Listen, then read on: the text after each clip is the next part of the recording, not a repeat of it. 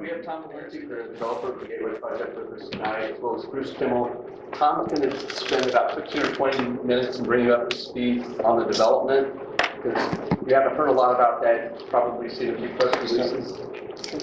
We've heard a lot about the stuff that we're all working on together, either through Bruce, Pete, or Gary. But I think it's important that you hear from Tom in terms of where he is, because where he is in terms of leasing and the success he has makes all those numbers that Bruce and I are working on important, because it tells us the sales volume in terms of the things that he's leasing, and it also tells us the internal rate of return that Tom is trying to get from this project. So with that, I'll let Tom. Good evening. I've got good news. We are making great progress on our leasing. The market has improved pretty dramatically in that people want to enter into leases. Walmart is, the lease is just about done and signed. We had, the only issue that remained for us was Walmart authorizing a 25,000 square foot Sprouts rather than a 20,000 square foot Sprouts. This is the first time that Walmart, that I know of, that Walmart has agreed to have another grocer in a ground-up development of which they're the key tenant. So it's pretty significant. Really surprised. It really is, and you know, I think that goes to show their desire in wanting to be here. And I get a great kick out of reading the newspaper, and especially that editorial that appeared in the 913 section a couple of weeks ago, how the city of Mission was luring Walmart here with tip and other incentives. Walmart coming to Mission has absolutely nothing to do with tip, CID, Starbucks. Walmart wants to be in Mission because this is where they feel they can best serve this market. They were in a location that was originally a Pace wholesale club developed by Walmart. It was under 100,000 square feet. It does very well. It's, sales per square foot are pretty good for it. They can do a lot better because they can't serve the market in the way they would like to serve them, with the full offering of everything that they have and in the way they would normally present it. So, for us, having the Walmart credit, having the Walmart rent, having the Walmart sales tax is a godsend. We started working with Walmart a year ago last week. They came to us. We didn't go to them. And I got to tell you, it couldn't have come at a better time because, as some of you know, our focus last year was trying to get office tenants in because, unfortunately, the retail market was more or less dead. And lo and behold, when we got turned down by our 3 primary targets for the office use, Walmart, the brokers for Walmart called. So it was really a godsend. But it had nothing to do with TIF. It had nothing to do with CID. This is where they felt that they could do a great job. And as I said, you're not going to find, maybe there's one other Walmart with other stores on top of it. I don't know of any other Walmart ground up, main anchor center that has another supermarket in it, especially or an organic grocer, in light of the fact that Walmart is emphasizing organic, locally produced produce and other products in their stores now. So it's a testament to your city. It's a testament to the surrounding area. This isn't a shot, but we couldn't do the Starbucks. it just came to a point where the dollars just didn't make sense. And therefore, we couldn't do the aquarium, we couldn't do the hotel. You know, I feel terrible about it. What? The aquarium's out? Well, Just kidding, I would like to have seen. No, but there are aquarium in the Walmart. They're only 15 to 20 gallons.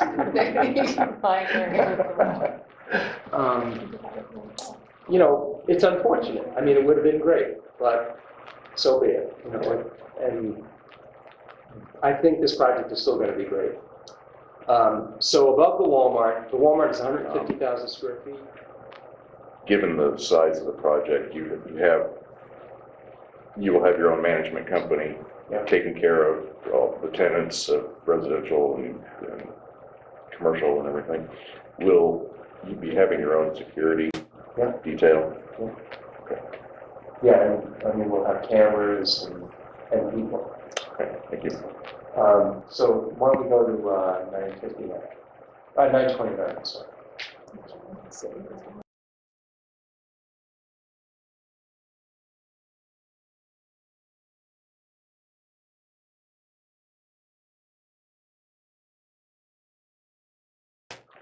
Okay, but going along the lines of your question,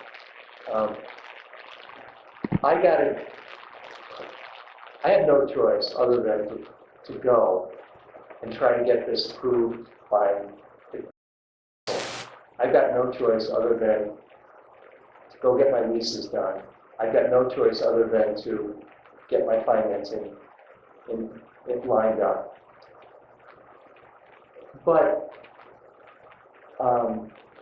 I guess, you know, Bruce is going to describe how the financing works. I think the good news is that, yeah, I've got to ask you to be at risk to some extent. I think that the risks are pretty well mitigated, but I'm not going to ask you to be at risk until I know I've got a project that's pretty well leased and it's going to make it. Because if I don't, I can't go forward. Because I can't, the bottom line is, the bank is in the same position that you're in. Same interest. They ain't going forward unless we got leases, sufficient leases done to make the project viable. They'll take some risk on not having every single space leased out because they know if we've got the anchors and we've got these restaurants and we got the fitness center, we'll get the rest of it. This might be okay. No, we haven't lost it, but I don't have it yet. Yeah. Now the problem is they're at the plaza, and I doubt they're going to do a second location. But we have 4 other restaurants that they don't have that are pretty neat, and one of them is really kind of exciting. I mean, it's not anywhere near here. Oh, that's cool. So, and it's a restaurant and entertainment.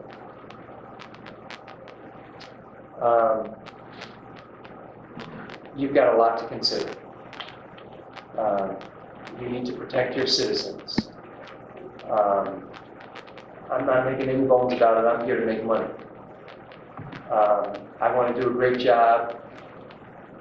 I want you to think, when this is all said and done, he did what he said he was going to do, and it came out great, and we're very proud of it. I think every place that I've gone and developed, I've done a very good job, and I think that all the municipalities with whom I've dealt have all been very pleased. And I want to do the same thing for you and for me. We have an excellent team. Sloggy is still our architect. We've been at this since 2005. The same architects, the same site engineers. I'm probably going to announce in maybe 2 weeks, the construction GC that will handle this. And hopefully at the same time, I'll announce a couple more tenants. So, is there anything else that either of you want me to hit? I would like to, what you started with in your investment and where you are now, in terms of what you have invested, and then what your bank loan would be. Okay. We bought the property from two sources. Prudential and Cigna held the mortgage. That the property was originally owned by Copagan White and Blitt. Copagan White and Blitt decided that they couldn't make a go of it any longer, and they had already made their money. So they called up Prudential and Cigna, the mortgage holders, and said, "We're gonna give you the keys. This is a non-recourse loan. We're done." So we got a call from Prudential and Cigna and said, "Do you have any interest in this?" And I had started looking at this project in 2003, and my thought process then was to take the existing mall, convince Dillard's to just consolidate into one store, add an anchor at one of the Dillard's ends, and then add a couple more boxes, put some parking out toward Shawnee Mission Parkway, and make it a project that worked, because what was there didn't work. And you guys were talking about the market earlier. The market told you it didn't work. You put two Dillard's, two Dillard anchors, it ain't gonna work. So we bought the mortgage from Prudential Cigna. We paid approximately $7.3 million. Then we had to buy the two Dillard's buildings from Dillard's because they own their buildings. And I don't know, we spent another $2.5 million on that. Now, when I first came to the city,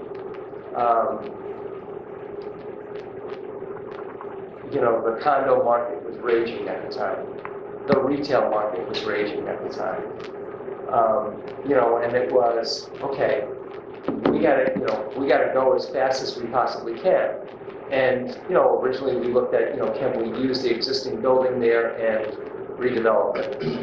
And when I met with the city, Mike said, well, I've got some bad news and I've got some good news. And the bad news is that you're in floodplain. And quite frankly, the only way that we've got to mitigate the floodplain is to tear down your mall and the parking structure, because the culverts go right through it. So after we bought the land, we bought the land from Prudential. By the way, Copagan Blitt gave us a deed in lieu of foreclosure. They were cooperative, no problem. We bought the Dillard's buildings. Then we spent another $2.5 million tearing down the mall. And now, in hindsight, maybe not such a great idea. But, at the time, the market said, go as fast as you can. We then put a set of plans together. We got to construction documents. And, we had complete construction documents for the plan that was then retail, condos, fitness center, movie theater. No hotel, no aquarium. And we spent a lot of money getting to that point. We spent a lot of money leasing. When the condo market in 2007 completely went away, you could not get a penny for condos. We said, whoa, we got to do something different. And we said, we probably need to reduce the number of residential units, and we probably got to go to a market rate. When the retail market was kind of stalling on us, we said, we got to do something else. We got to find some other means of financing, because this ain't going to work. And that's when we came up with the Starbucks, and that's when we came up with the aquarium and the hotel. So we had another set of plans. I know you don't care about it, but we've spent about $28 million. And I got to tell, since March, I have been personally, not my other partners, I've been personally funding this project. Now, thank God, Dave ain't been helping at all, has he? no, Dave just gets me dizzy. Yeah, okay, but that's business. Now, somebody was saying earlier when you were discussing the property on Metcalf, real estate is a risky business. Oh, really? Yes, it is a very risky business, and but we're big boys. We think this is a great market. We think it's going to be a great development. I remember when I went into Mission City Park, used to in the conference room back there, used to have this big, really big aerial. And I remember walking in there and said, boy, that's the best marketing piece I have, because the number of rooftops, and then when you look at the demographics underneath those rooftops, it's fantastic. A half mile away from here, you got the best demographics in the country. You've got, literally, it's probably the 4th or the 5th highest demographics in the nation. It's pretty significant. So we think it's going to work, but like before, we need help. And I don't know what to tell you other than we need help. We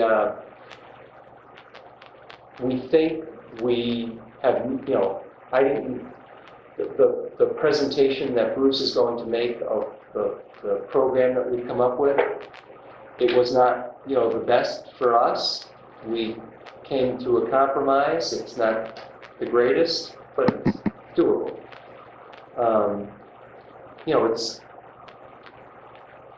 We invested our money beginning in 2005. We hope that the project is completed in 14. 9 years. I haven't gone away. I have a few more gray hairs. But, we still believe in it. And I got, Amy asked me this question a while ago. I got to say that the city of Mission has been nothing but helpful. They didn't cause the recession of 2007. They did nothing but help. They tried to help. So I'm greatly appreciative of that help. I'm greatly appreciative of the relationship, the working relationship that we have. I believe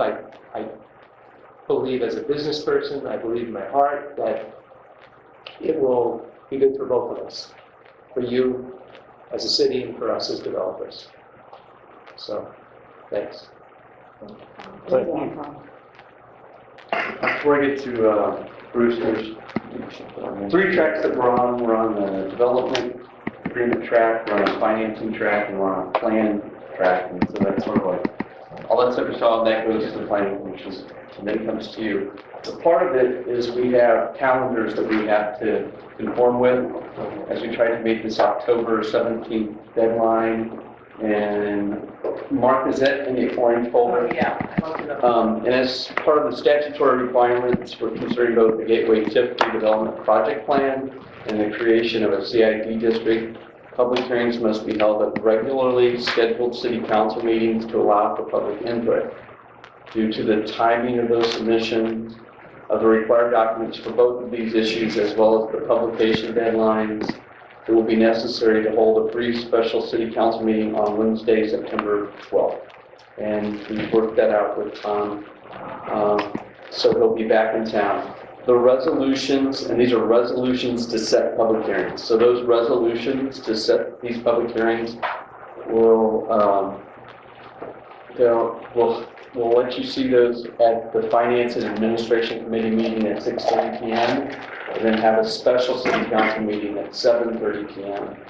In order to call this meeting, this isn't a 4th Wednesday, we need the signatures of 3 council members, and it's for a specific purpose, and it can only be for that purpose.